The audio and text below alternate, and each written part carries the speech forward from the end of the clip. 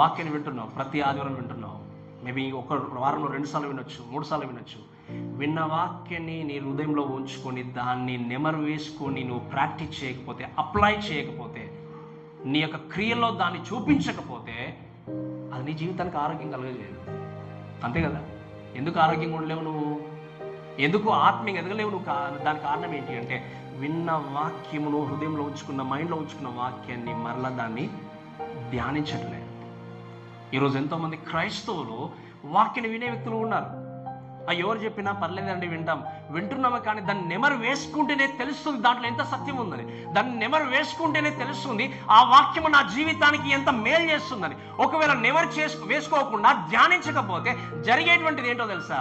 నీ క్రియలు వాక్యానుసరంగా ఉండవు, నీ మాటలు వాక్యానుసరంగా ఉండవు. నీ క్రియలు, నీ మాటలు వాక్యానుసరంగా ఉండనప్పుడు జరిగేది ఏంటి అంటే, యేసుక్రీస్తును బాహాటంగా వెళ్ళి ఏం చేస్తున్నావు? సిలువకేస్తున్నావు.